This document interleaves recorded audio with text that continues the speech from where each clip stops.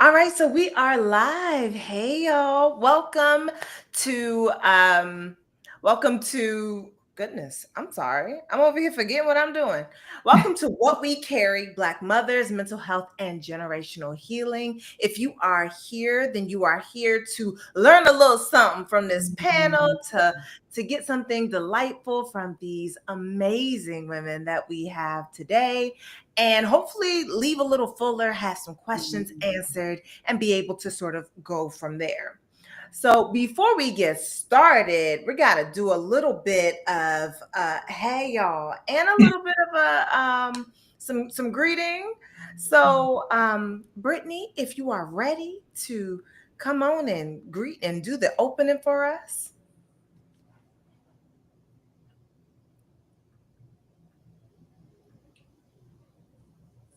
Hey everyone, I am Brittany. I'm the founder of the Black Girl Health Collective, and I am so happy to be in space with these amazing women who are subject matter experts and just powerhouses in their spaces. And so we are going to have a whole conversation about what we carry. And we're going to be weaving in themes and talking a little bit about Zora Neale Hurston, both her life and her experiences as an author, and some of her works, and weaving it in and talking about how some of those themes are reflected in our day-to-day experiences. So buckle up, because I know it's going to be not only a very, very great kiki, but also I know that you all are going to be feeling very poured into after this conversation wraps. And coming at such a great time after the day after Juneteenth. So I am incredibly grateful to these women for joining in this space and being willing to create this space and have these conversations. So Thank you. without further ado, I'm going to pass it off to Dr. Donna, and we'll get into it. Thank you all so much. Thank you for giving us that little bit of an overview. And I'm going to give you a little taste of the flow. So we're going to do a little bit of tone setting. We're going to talk, we're going to have a facilitated discussion, and then we'll have some time for a Q&A. So you can and will have your questions answered. You just got to remember to put them in the chat. All right, so I actually want to just start with can we get an introduction? Because everybody is not stalking y'all the way that I'm stalking y'all. So if you could each just introduce yourselves and let the people know who you are, what you do.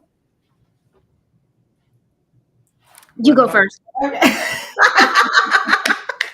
Hey, everybody. I am Dr. Lori Johnson. I am a licensed reproductive mental health therapist out of Los Angeles, California. And I specialize in mainly like infertility trauma, pregnancy loss. And so I work mainly within the reproductive space. So I'm really honored to be here and to, just be in such amazing company, and really, thanking the Black Girl Health Collective and the Zora Neale Hurston Trust for putting this together, because, I love pouring into Black women, and, so much of why I do what I do was shaped from, my own experiences as a Black woman. And so it's nice to be here and to contribute to the conversation. Thank you so much for introducing yourself. My name is Dr. Ayanna Abrams. I'm a licensed clinical psychologist. I'm based in Atlanta, Georgia. And a lot of my work specializes in perinatal mental health. So this is family planning, this is pregnancy, this is postpartum care.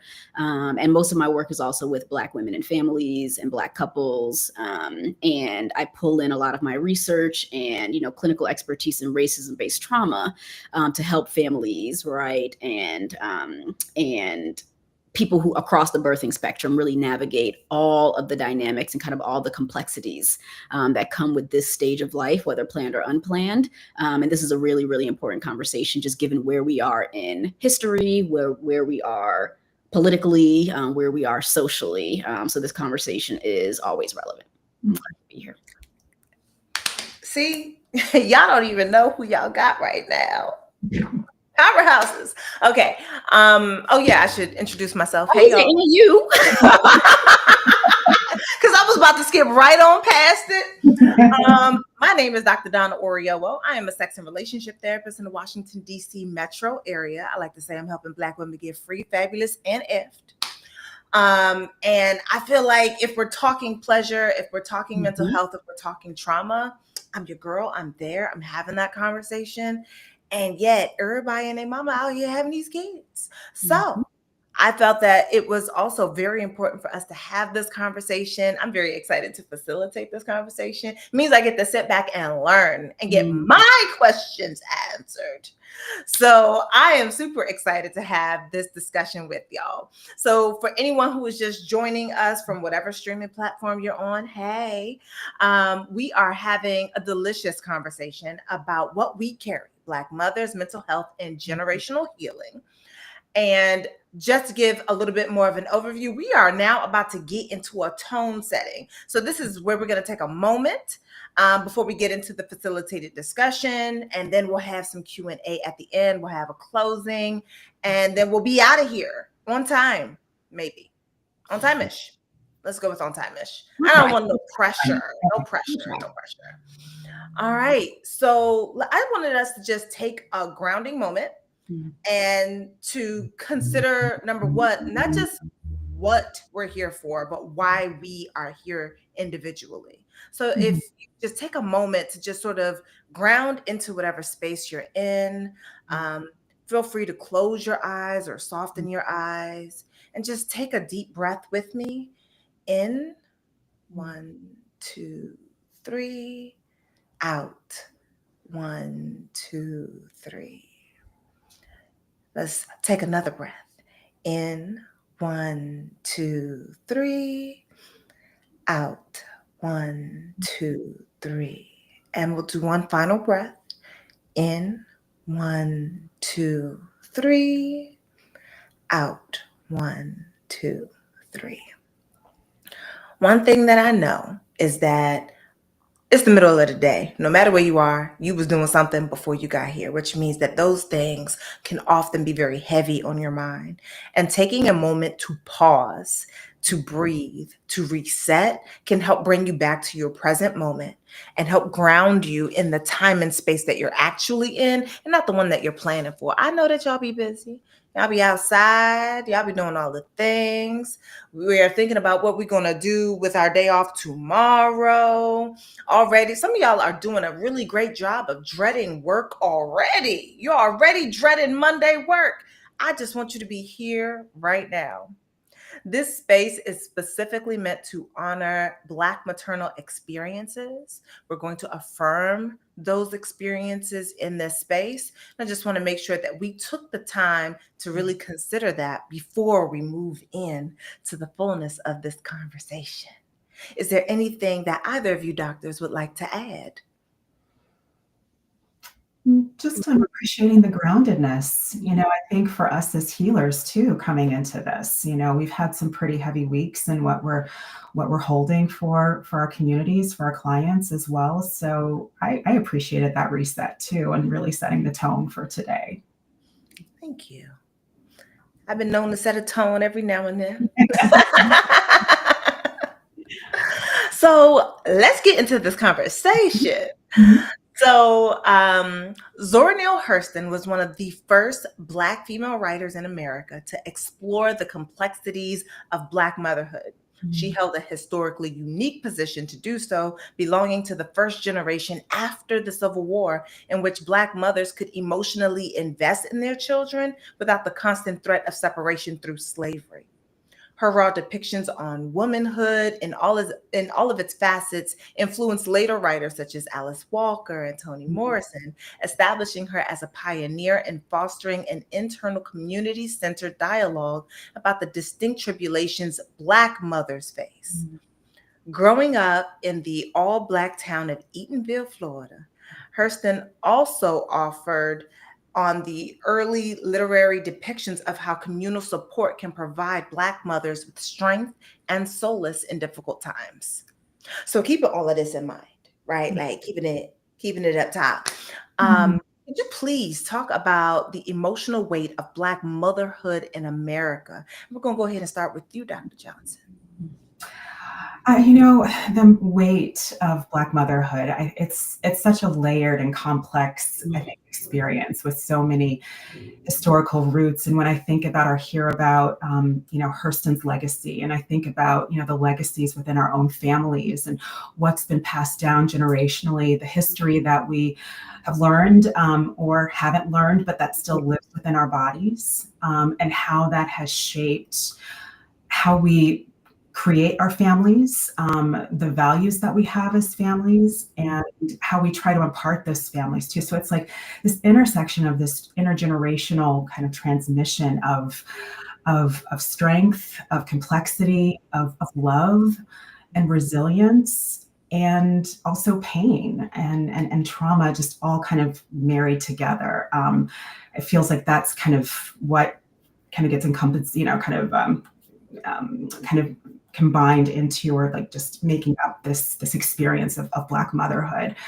And it's still evolving. I think as we're kind of honoring where we are today, as Dr. Ayana, mentioned, kind of socially and politically, in her intro, we are still at the forefront of trying to figure out how to, honor the burdens that we have carried, but also still trying to figure out where we're going to go and plan and to protect and to lift up, so that we can, we can still, like you said, pour into ourselves and pour into each other.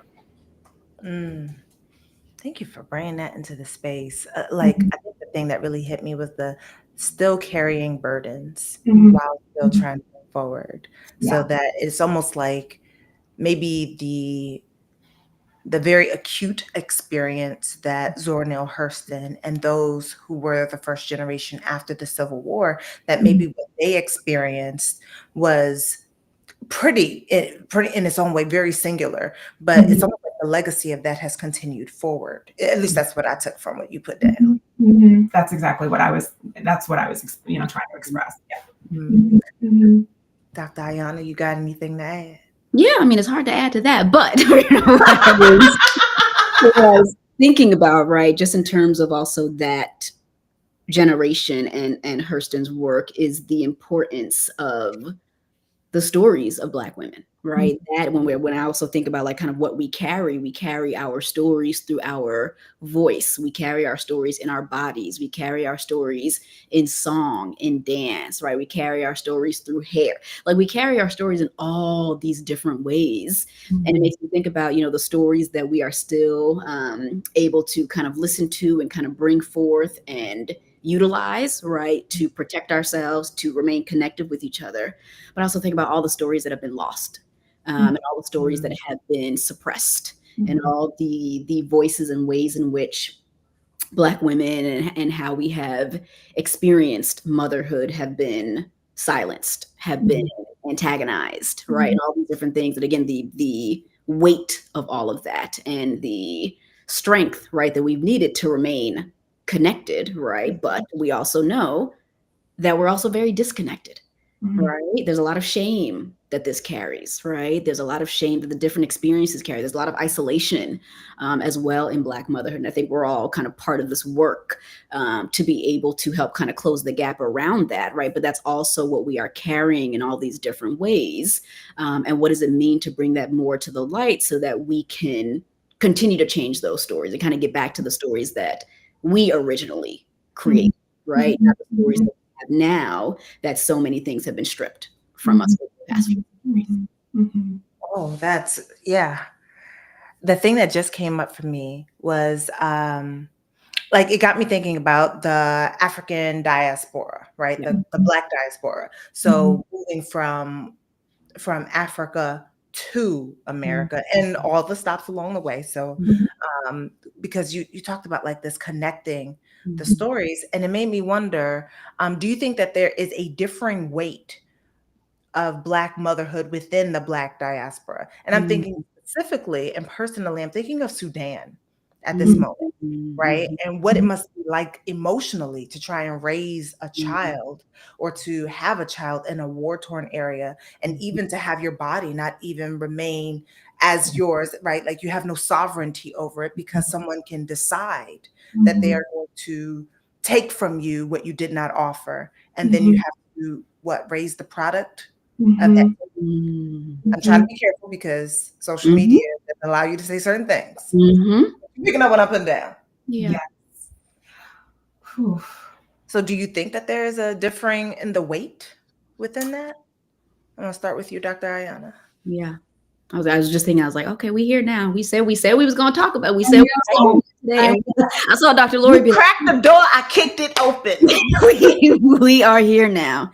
We are And I here. do think that there is a different weight, right, based on where we are, again, regionally, like where we are regionally and politically, right, where we are placed in history. And I think that that is also part of the collective experience, right? I think that there are vast differences, and I think there are ways in which there are, some experiences in Black motherhood that have different versions of privilege, right? Where there's also a lot of disadvantage, right? And we're always kind of nuancing, right, the privilege and the lack thereof.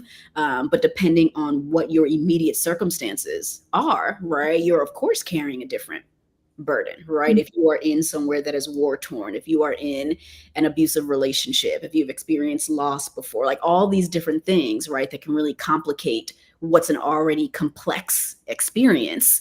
And then thinking about this across generation and across region, that those are also the same experiences that bond us, right, and kind of have this kind of collective story right across the generations.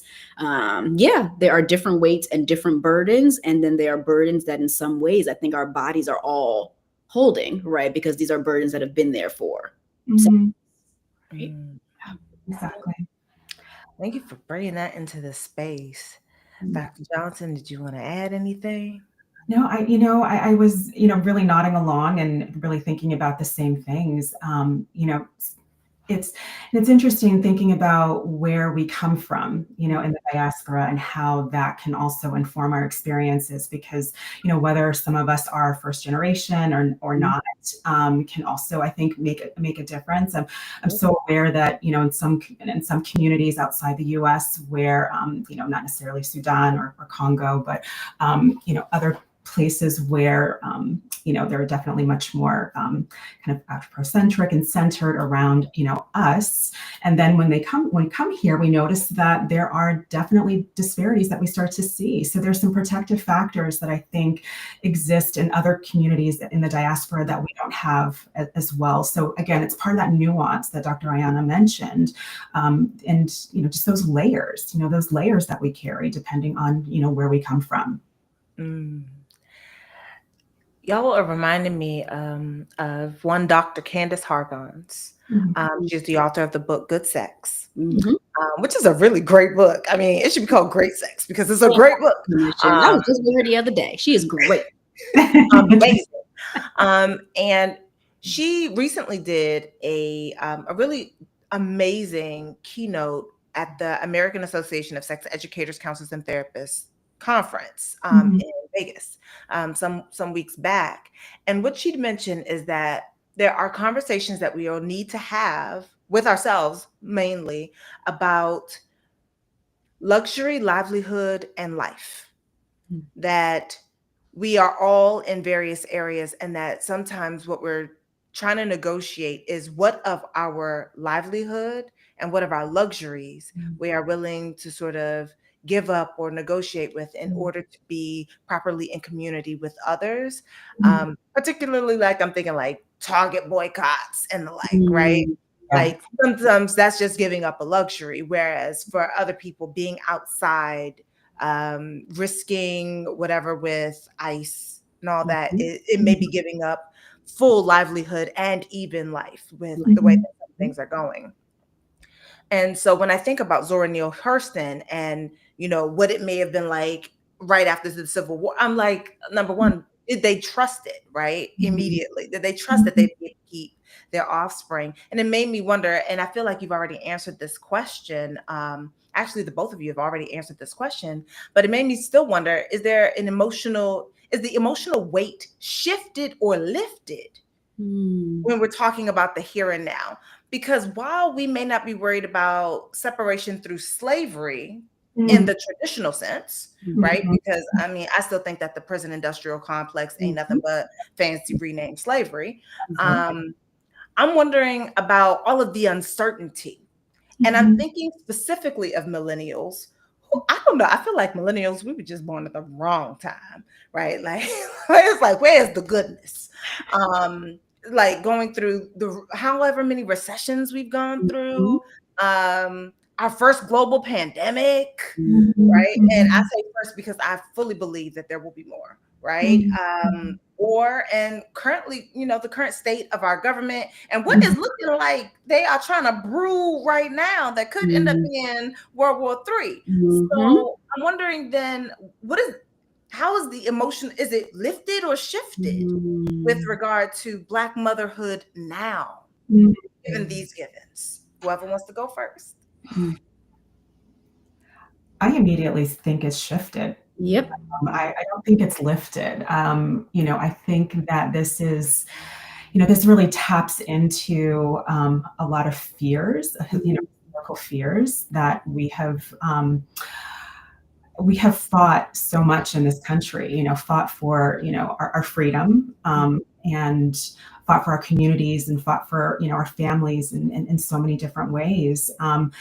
And we've been at the forefront, in the civil rights movement and so many different movements. I just see that burden. And even though I think, I know that a lot of us are talking about being in a period of rest or trying to be in a period of rest, and also feels like there's this innate still, kind of quality about, about us where, we're called into duty in some ways, and so I don't see it as lifted per se, but I do see a little recalibration as we think about moving forward and how we, take care of ourselves and, and ultimately try to take care of our families.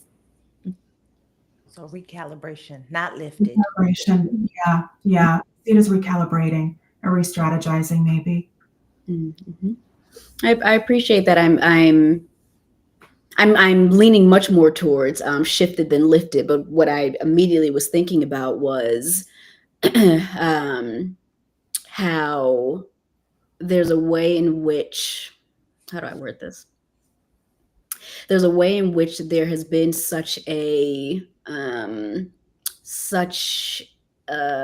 oppressive gaslighting that wants to convince us that things have been lifted. And the reason that we know that it's not actually lifted, but it is shifted, is that we're still doing all this work to rest. We're still doing all of this active work to try to find a soft life and create joy and find peace and find all these things. And what that says to me is that it's not lifted. That says to me that things have been moved around, but we are still needing to work really, really, really hard to access safety, to access basic human rights, to access community, to access, adequate care and health care, to access all these things. That's what actually says to me that, no, it's not really lifted.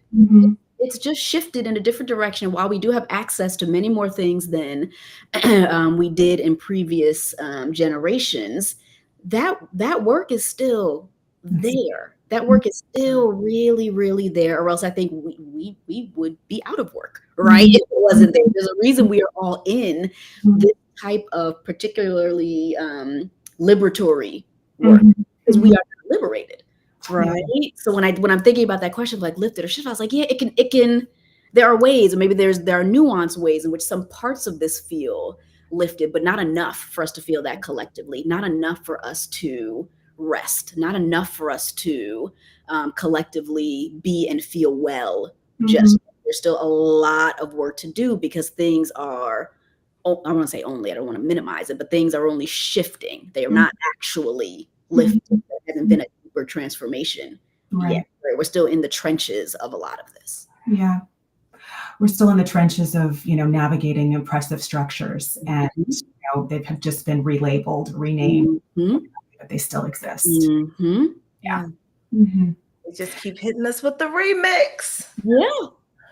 Oh my goodness. Yeah, okay. We have to be in conversation about this and still take all of these things. Obviously, we are talking about a very specific experience right now, but to take all of this seriously, because we're not all lifted and shifted until we all are, right? Again, none of us are free until all of us are free. Amen to that. So then, thinking about like mental health and healing through generations, Mm-hmm. I'm wondering what has healing looked like from one generation to the next, given that we're saying that things have mostly just shifted, not lifted. Mm-hmm. So like given each generation has had its challenges to consider, what has healing even looked like from one generation to the next? Mm-hmm. I think there's many ways that healing has been or can be accessed, right, between laterally, right, within the generations, but also intergeneration. One, in terms of this like storytelling, right, continuing to tell the stories, continuing to remain curious and asking older generations about their lived experiences, right, previous and former, right, being able to ask being able to kind of ask those questions and kind of have new language, right, for things. Again, challenging, right, because generations, one, don't have language, have been so traumatized that they've suppressed, right, so many things. But I think that is healing does come through that kind of connection and remaining curious and kind of using the information that we do get to be able to kind of protect and kind of preserve in different ways. I think that healing does come from these, these conversations and practices around resting more and accessing joy, and more recent kind of movements around raising like free children, right, letting them play, all those kinds of things. I think we're still stuck in some places, but when I think about healing as it relates to Black motherhood, I immediately just think about staying connected, and keeping our stories alive, keeping the conversations going, writing things so that they are etched in history, things that can't be taken away from us, but knowing that we have to collectively stay together in this versus othering each other across these different experiences, for me, is one of the foundational acts of healing. No, I definitely appreciate that, just how we access healing, kind of laterally or intergenerationally, and, and the power of storytelling and conversation and language, because I think that also continues to connect us to what some of the practices that, that have been helpful to, to us collectively, or, just, that have gotten forgotten, or erased. And kind of bringing that back. And so even how you started today's session with, going inward, I thought was a beautiful model of, being in the here and now that, in some ways, might not have been accessible, for before. So, as much as I think that, yes, the burden has shifted and not necessarily lifted, I am really appreciating like what I'm seeing even in the mental health community of, and just in more conversation around mental health issues, and people, I think, being more open with their feelings, even though I know there's still a bit of a struggle, but, there's definitely some shifting, I think, happening there where, through the, these practices that allow us to, sorry, my little flicker there, that really kind of warrant or kind of bring in, a little bit of healing. So sorry. Yeah. I kind of like this idea of the way that we may be passing down from one generation to the next, like ideas around healing, despite the fact that we are in many ways still in the storm. So what both of you said sort of like brings in a sense of like hopefulness and purposefulness, that even if they don't change, whoever the they is that we are, they know who they are. If they don't change, we have, is what I'm hearing you say, that we are still keeping our stories, not just to ourselves, but passing them on, having discussions, sort of being in that sort of space together. And it certainly made me wonder, we know that there are adverse outcomes for Black women, right? Like 3 times the maternal death than anyone else. And it did make me wonder whether or not just the knowing of these stats, right? Does this impact the mental health of those, not just going through a pregnancy, but also going through the process of raising the products of any pregnancy. Mhm. Like I'm thinking about like how back in the day it'd be like we ain't got no McDonald's money, but somehow you think I got grandchild money, right? I'm looking like I don't. Do you have grandchild money? Like you want grandchildren? Come on now, like let's be so for real. Especially like given like the economy and all these other things, all these outside of our sort of control forces. Mhm. It makes me wonder about like, well, how then does just knowing these type of statistics, how is that impacting what you're seeing in your individual practices, in your practice, in whatever work and the way that your work shows up? How does it does this show up at all in that? It also off.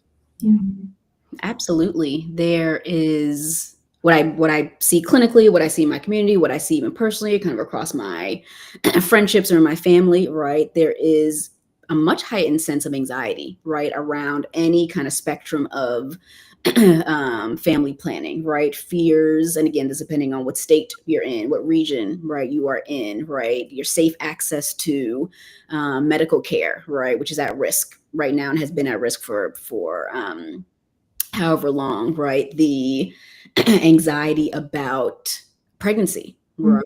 The anxiety about death, right? The anxiety about all these different kind of forms of loss, right? Related to what we know is happening around us, related to what we know has happened generationally, right?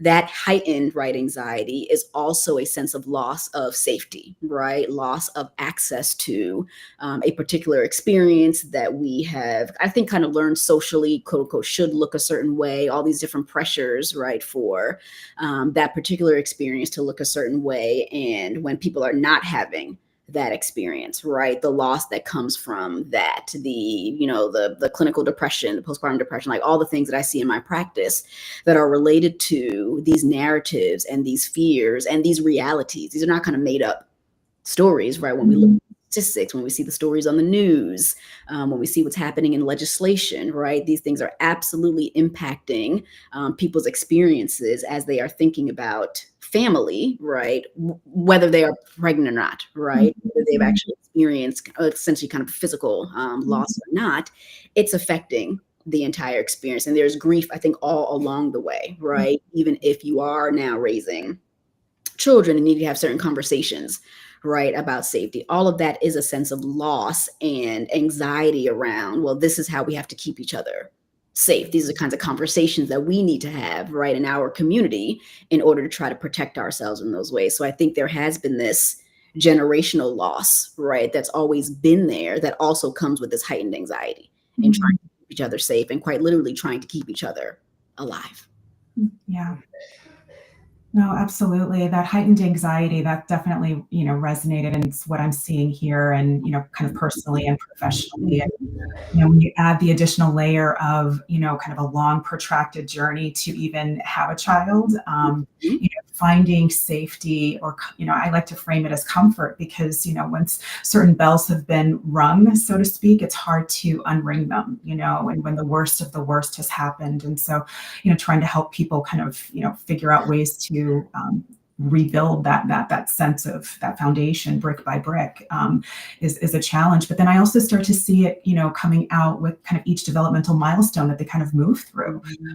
And for some people that I'm working with right now, it's whose kids are about to go to school, can I send my child to school in an environment and feel safe, because not only do I have to worry about the teachers, potentially committing some kind of, aggression or microaggression, but I now have to worry about, school safety because they're doing, gun drills and everything. So there are multiple layers that, I think, again, I feel like that's the theme for this talk is just the multiple layers of what we carry. Carrying and parenting and early, young kids at any age, it's like these often these fears that, that counterparts don't have to worry about, but that are specifically ours. So, yeah. So that hypervigilance for sure. Absolutely. Yeah.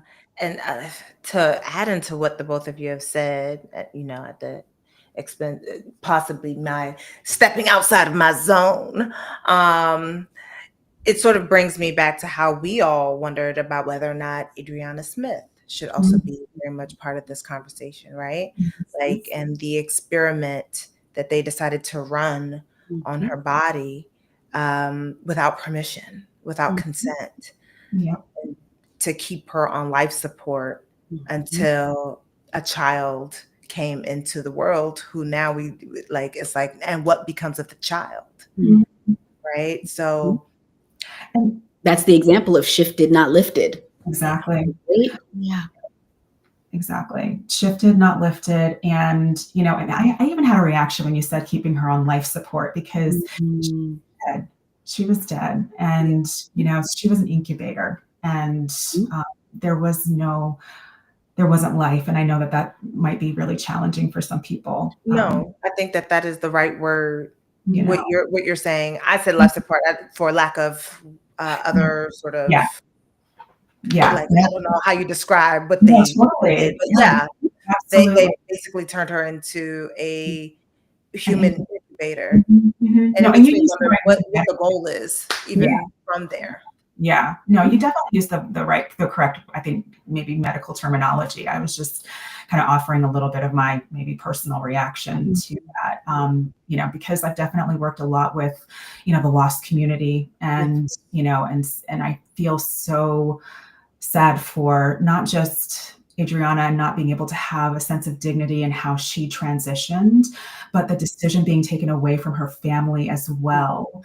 And so now we have the family's experience, but also the experience of this child too, that is coming into the world with some, you know, with some pretty extensive challenges. Because, you know, it's one thing when, you know, the mother is on life support later in gestation, but a lot of the images that they have been portraying have been incredibly misleading, to think that, you know, she was a lot further along than what she was. She was 8 weeks versus, I think, 6 months or 7 months, which was the picture that they keep showing her with. And so this is, you know, and just even trying to piece together and comprehend what this means medically, because the body kind of decomposes. And, you know, so, and I don't want to get outside of my scope. It's just like what I'm hearing other medical doctors talk about, like how this is creating some unique kind of challenges. And now the family is, you know, supposed to kind of deal with this. And then also, let's face it, you know, who's also going to potentially kind of be responsible for this financially. So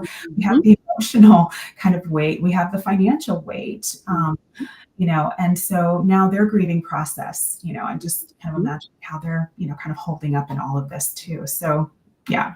So sorry, I might have gone off a little bit, but that's just this is what we're talking about, right? These are the examples of, or this is another really what I find to be more kind of criminal, right, example of Black women's bodies being politicized. Yes. Right. And the autonomy, right, being stripped, and us being violated, right? This is not, that's why I said, you know, shifted, not lifted. This is not new, right?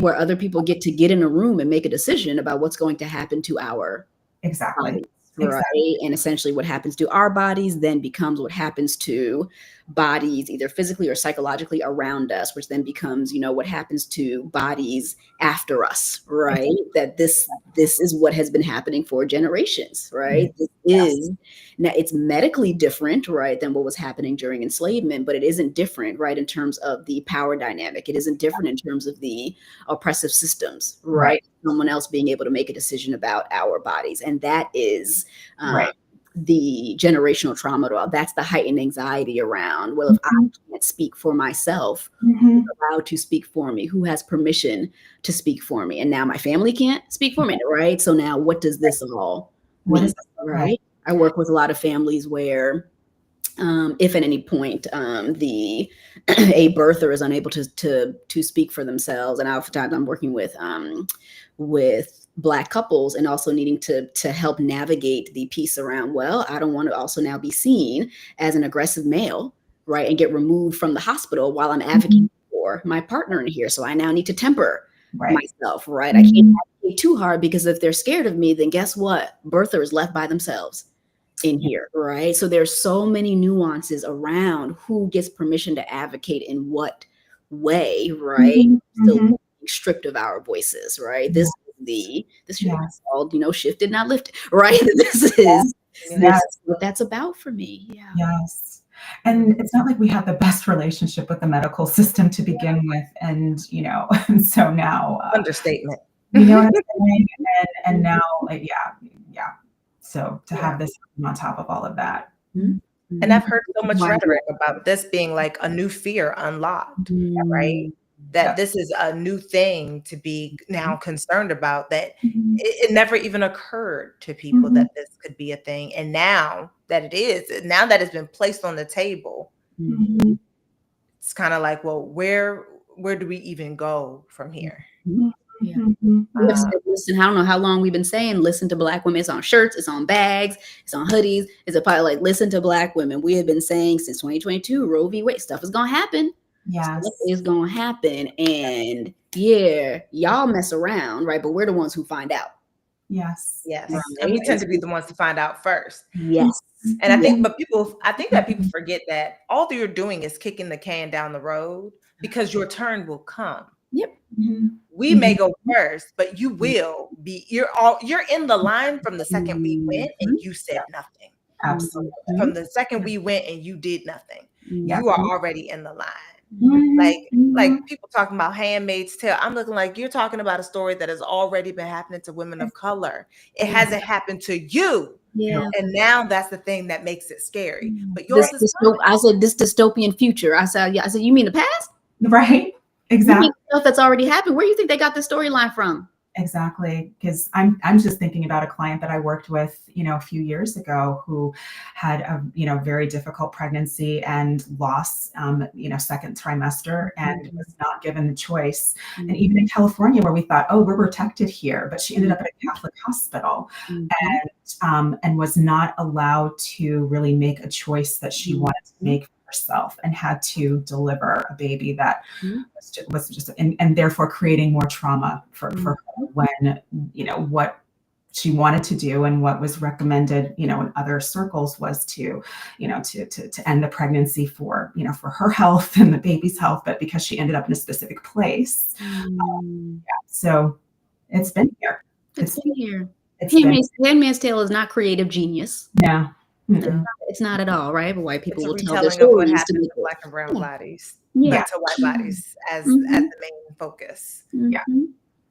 As a matter of fact, that's most dystopian novels. It's really taking what has already been and what has been allowed for Black and brown bodies to endure, to and applying it now to white situations and saying, like, are we still scared? And it seems that if it goes in that direction, we're scared. But when it is delayed from them, I'm like, this is going to be a bastardization of the saying, but that's delayed, not denied. Right? Like, I know we used to talk about blessings, but this is still it's a delayed, not denied. You're gonna get it. It's just right. It's not going. You didn't get it first. But it also speaks to this cognitive dissonance, right? Because we will hear, sorry to keep going back to Handmaid's Tale because it really gets me riled up, right? But we hear like, oh, this is our like worst nightmare. And I say, yeah, but you also contributed to this experience of how Black women experience their bodies, right? And their worst nightmare actually happening. You were a large part of that, white women. So like, what does that mean historically to be so disconnected from you creating your worst nightmare in the lives of others? So when we talk about Black motherhood, we can't separate that from how Black motherhood was affected by Black women taking care of white children. That affected Black motherhood, right? But we get to have this cognitive dissonance as though this just happened all the way over there. Very, very, very much so connected. Very much. Yeah. I don't think that people are able to often see responsibility and accountability within the larger nomenclature, right? Like we're saying, well, society did, but society is made up of people. And I think it's very easy for us to shirk our individual culpability to the creation of the society that we are living in. I'm like, we didn't get here by osmosis, right? It's purposeful, it's been acted, and it's all the ways in which we deny the humanity of someone else in order to uplift ourselves or to hang on to whatever vestiges of power that we believe that we have been owed, that we've been denied. Having power over somebody else never will get you anything that you're actually seeking. You're really just screwing yourself over just a little bit later down the line.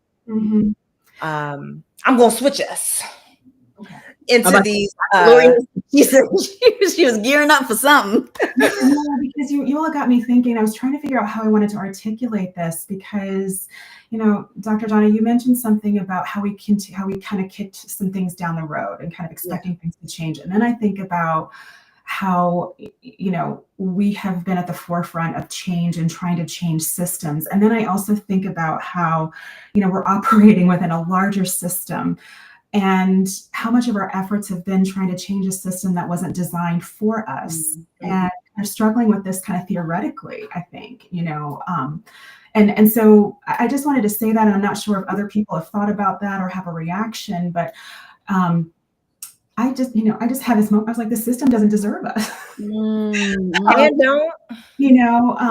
And I know it's like trying to work within the system that we have, and maybe this is a little bit of personal anger that's coming out or what have you, but and seeing how we've been continually devalued, and but yeah, that's kind of what was coming up for me, as systemic devaluing is part of the conversation on how we are able to even consider motherhood and whether or not we get to mother, right? Because the system often is sort of getting in the way. Yes. And ways in which we have the conversation that everyone else. Yes. Mm-hmm. Like Toni Morrison said, that the purpose of racism is to distract, right? Disrupt and distract. And I would say the same thing of patriarchy, right? The purpose is to disrupt and distract. And I have been known to say a time or two that when people are unsure or uncertain of who they are, they must define themselves by what they are not and harm the people that they are not in order for them to find the esteem within themselves, given that they had no identity. So I'm like, well, if there is no, if you do not know yourself, then you cannot actually esteem yourself. And they don't know themselves because away is not a destination, right? Like I want to get away from this, that's not enough, right? And I think that oftentimes males and white folk are defining themselves by what they are not, which is the same thing as saying away as a destination. You wouldn't go to a ticket counter. You can't go to wherever you buy plane tickets. You can't go there and say, I want to go away. You have to say where you want to go, because if I want to go away from Maryland, I could go into DC and it doesn't require a plane ticket. I can just walk, right? So like, I'm thinking about that. I'm just like, they're trying to get away from being Black. They're trying to get away from being women. And so then use their bodies, their lives, their mouths, their beings to actively remove us from our own humanity and screw themselves in the process. Yeah. So like, thank you for all that you've added. I know that we only got like time for like a couple of more of my questions, which means I am prompting any of you who are watching now, you got a question, it's burning a hole in your tongue or your fingertips are on fire, put it in the chat now so that we do not miss those questions, because I want to make sure I get your question answered, not just mine. When it comes to like the mother-daughter relationship dynamic, I was wondering, I feel like we are at a time where people are cutting off parents, like, right? Like they're saying, this is no longer safe for me. I'm out, right? And then we have social media, which seems to be like sometimes a facilitator of some relationships and sometimes seems to be the greatest interrupter of some mother-daughter relationships. So based on your own experiences, based on what you've seen, what you've heard, what you know, would you say that there have been structural changes to the mother-daughter relationship? And if so, what are the changes?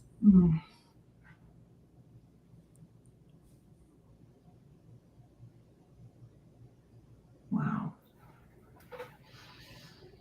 Yeah, I can't say that there have not been structural changes. I'm trying to think of now how to verbalize the changes, right? That there are structural changes in the mother-daughter relationship as a result of changes in family cohesiveness and family dynamics, and who we're even seeing as family, right? Kind of whether extensions of family or family that feels really kind of disconnected in some ways. So structurally, I do think that the demands of the mother-daughter relationship have changed over time and have had to change over time to kind of meet different needs.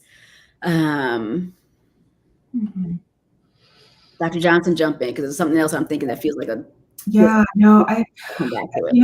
I was thinking about some of the intergenerational struggles that I've seen, and kind of appreciating historically what some of the older generations have had to go through and how that impacted their ability to be present as mothers, and at the same time having an appreciation for that, and knowing the pain that has caused the younger generations, and so it's created this dance. And when you mentioned social media, and I have a love-hate relationship with it. I love how it's connected so many of us, and also, yes, it's given people, I think, empowered people to appreciate boundaries differently, and to kind of figure out what they can kind of tolerate or not in those relationships. But there's still a lot of longing, and a lot of longing and sadness, that I'm seeing in some of those connections. That I think, when I think about the racism and discrimination that that people have had to endure. And so, yeah, it wasn't really, there wasn't a lot of attention paid to the emotional development of people, because you're trying to survive financially, you're trying to survive, just in so many other ways. And still it kind of creates this loss. So, but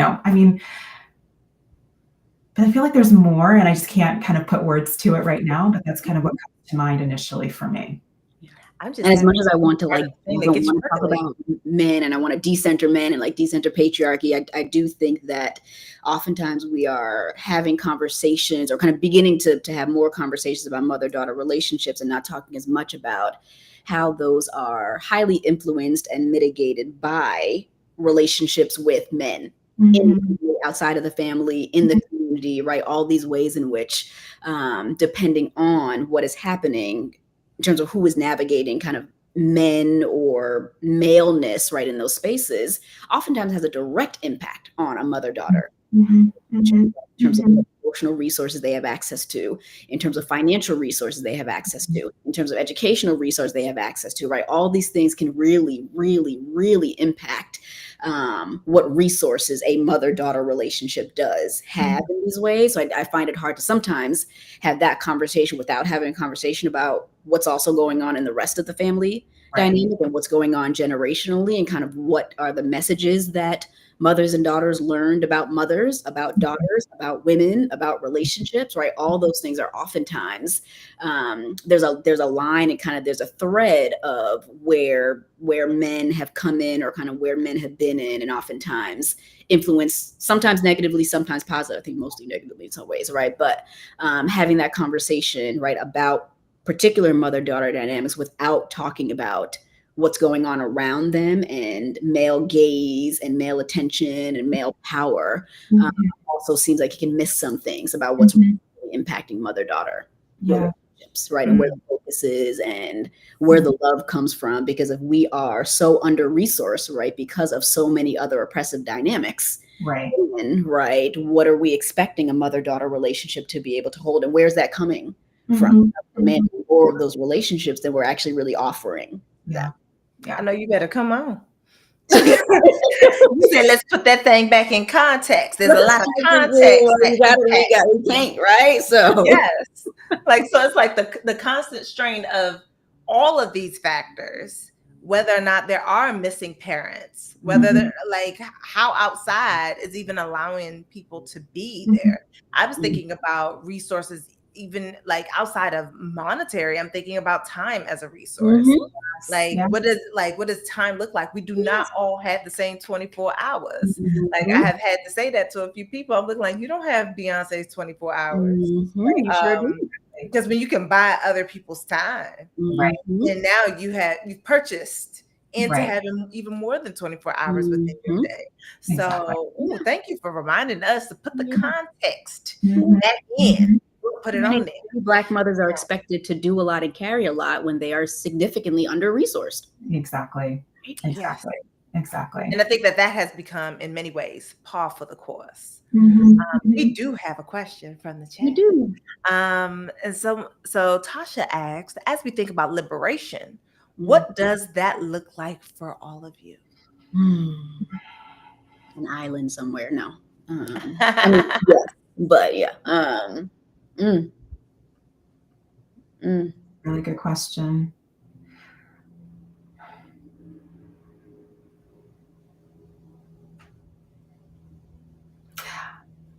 What starts to come to mind is just a little bit of a lightness that I haven't experienced yet. You know, I find myself feeling freer than I did in my 20s and my 30s and my 40s, or just I think just coming from life experience. But I think there is, there's a different kind of freedom, maybe politically and socially, and that I think would kind of be part of that. I think, yes, there's a little bit more freedom of time and, freedom of, just around being connected to who I am and not necessarily caring what other people think. And, that feels like liberation. And at the same time, the access that I have to certain resources or privileges that I have feel, still somewhat muted, knowing that, that those rights aren't afforded to everybody equally. So that still keeps me in the, in the trenches.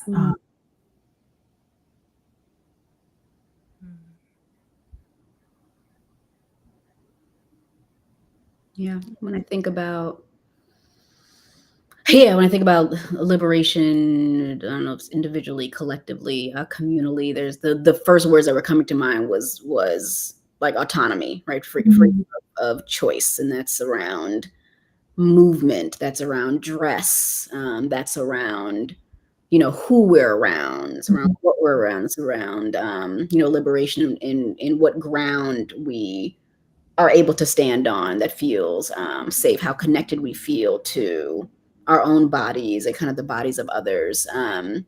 But I even thinking about what Dr. Johnson says, like, it's hard for me to kind of picture it because we ain't there. So like, we can have all these different kind of versions and visions of that, but they're still so far, right? And so I think a lot of people would have very different answers to what liberation would feel like for them, or what they could envision based on their specific experiences of oppression, right? It might speak more to like sexual liberation. It looks like this, and this kind of like bodily autonomy in these ways, and being able to access pleasure, right? Being able to do all these things, right? And that's also a part of what I'm thinking in terms of autonomy over self. And you'd use the word at the top of the hour, that sovereignty, right? Like that being core, right, to liberation, right? But I don't know what other people's answers would be around liberation, right? But those are things that kind of come to mind. A lot about choice, a lot about voice, a lot about autonomy, and a lot about connection, and us being able to decide like the who, the what, the where, the how happening to us in a safe way. Thank you both for bringing that into the space, for answering that question. Tasha, I'm gonna throw it back to you and say it in this way, because I'm gonna give you my little answer too. I think there's a difference between freedom and liberation, and we talk about them as though they are the same. They are not. They're not equal. Just like your fingers are not equal.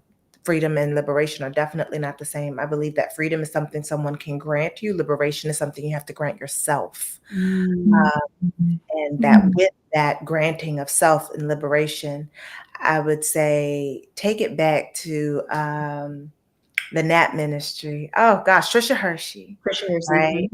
And to some of the work that she has been asking us to do. She's been asking us to sit down and dream. Yes, rest is resistance. That jump right there, it changed my life. So spending some time with yourself and your body, thinking and dreaming about what it could look like if, right? And asking a future version of yourself, maybe a future version in a completely different, in a parallel universe, how they would have done it, how they would have achieved it, so that now you have steps to your own liberation. Now, I do need us to go ahead and we're going to take a breath together, because I feel like this was a heavy, but still such a good, delicious conversation. I want to say thank y'all for that. But I do want us to recenter real quick. So just take a breath together. In, 1, 2, 3. Out, 1, 2, 3. Y'all did that. I feel like this conversation, it gave so much. And I want to give all of the resources, including the resource of you. Like, where can the people follow you? Where can they see your work? And what do you have coming up as an offering that people may be able to partake in? Go ahead, Dr. Johnson. Okay. How we begin, so we end. You can find me on Instagram at Dr. Lori Johnson, LOREEJOHNSON. And I just like to put a little plug in for next week around, it's the inaugural National Black Infertility and Reproductive Health Week. And so that's a really meaningful milestone in the reproductive space that was spearheaded by Fertility for Colored Girls founder, Reverend Stacy. So I'm excited about that and participating in that. So stay tuned. All right. Thank you for sharing. Again, my name is Dr. Ayanna Abrams. I run my mouth the most on Instagram. You can find me there at Dr._Ayanna_A. That's DR_AYANNA_A. I have a solo mental health practice here in Atlanta called Ascension Behavioral Health, where I see individuals, couples, and I do a lot of kind of corporate mental health and kind of engagements like this. But you can find me the most on Instagram and find anything else that's coming up for me. Love it. And you can find me on Instagram at Dr. Donna Oriowo, DonnaOriowo. Some other lovely resources that we have for you all include, there's a Postpartum Support International that has a Black Mom support group. So look into them. Black Mamas Matter Alliance. Sisters in Loss. This is particularly for those who have lost, who have had or experienced loss. The broken brown egg. And there is, of course, our hosts. Follow them. So the Zora Neale Hurston Trust and the oh my goodness, Black Girl Health Collective. Black Girl Health Collective. Yes. Goodness, my tongue today and my mouth, like my mouth and my mind are not connected. It's all good. Forgive me. And as for me and whatever I have coming up, I'm on a book tour currently for my book, Drink Water, Mind Your Business. So feel free to grab you a copy as well as tell me how it feels to be reading that copy. I hope that all of you have a delicious day, that you take care of yourself, go drink some water, go mind your business, go sit down somewhere. I think that the work day should be about done in about like 23 minutes. Let's call it a day at 3 or a little after. All right, y'all. I hope that you have a great day. Thank you for joining in on this conversation and hope to hear from you all soon. Bye. Thank you for this wonderful conversation. Yes, thank you. Thank you for holding that space for us too.